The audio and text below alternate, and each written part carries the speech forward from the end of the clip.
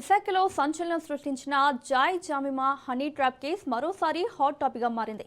2024లో వెలుగులోకి వచ్చిన ఈ కేసులో ఇప్పటికే అరెస్టులు, బెయిల్లు, ఆర్థిక లావాదేవీల ఆరోపణలు తీవ్ర చర్చకు దారితీశాయి. ఈ నేపథ్యంలో హనీ ట్రాప్ వ్యవహారంలో తాను మోసపోయానని చెబుతున్న అజిత్ ఖాన్ కొన్ని కీలక వ్యాఖ్యలు చేశారు.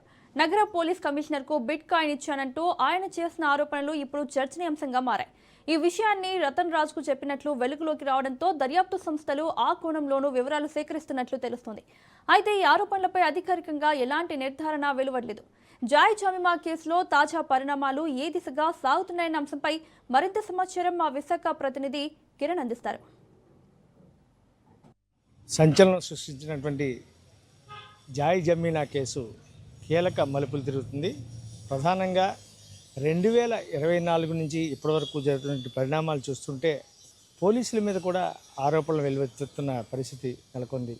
ముఖ్యంగా మనం చూసుకున్నట్టయితే జాయ్ జమీనా 2023 నవంబర్లో తనని పలు వేధింపులకు గురి చేస్తున్నాడంటూ ఎవరైతే ఖాన్ ఉన్నాడో అజిత్ ఖాన్ అతని మీద పోలీసులకు ఫిర్యాదు చేసినప్పటికీ స్పందించలేదన్న విషయం అప్పట్లో ఒక కారణమైతే, తదనంతరం 2024 నవంబర్లో అజిత్ ఖాను ఏదైతే జాయ్ జమీనా తనను వేధింపులకు గురి చేసింది, తనని మోసం చేసిందంటూ ఫిర్యాదు చేసిన నేపథ్యంలో పోలీసులు కేసు నమోదు చేసి అప్పట్లో జాయ్ జమీనాను అరెస్ట్ చేయడం కూడా జరిగింది.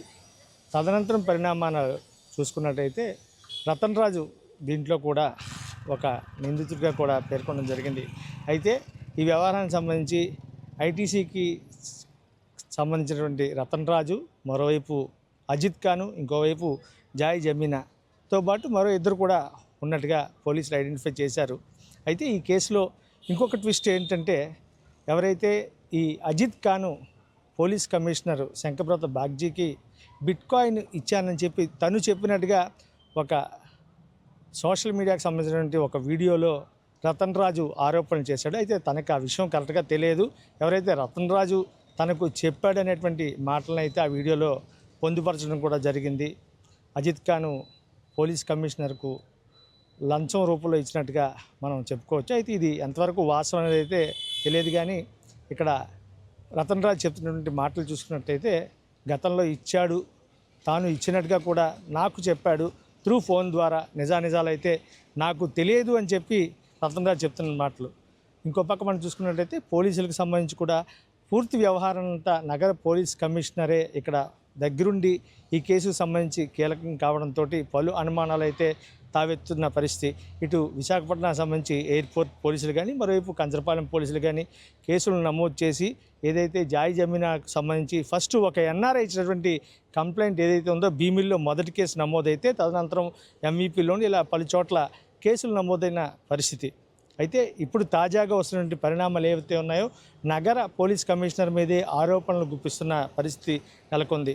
ఇందులో వాస్తవాలు ఏంటా అన్నది త్వరలో తెలిసే అవకాశం అయితే ఉంది. ఇటు రతన్ రాజు కానీ, మరోవైపు అజిత్ ఖాన్ కానీ, ఇంకో పక్క జాయ్ జమీనా కానీ, మొత్తం మీద ఈ ముగ్గురికి సంబంధించినటువంటి అంశాలు ఏవైతే ఉన్నాయో పోలీసులు చాలా గోప్యంగా దీన్ని పూర్తిస్థాయిలో దర్యాప్తు చేస్తున్న పరిస్థితి అయితే ఉంది.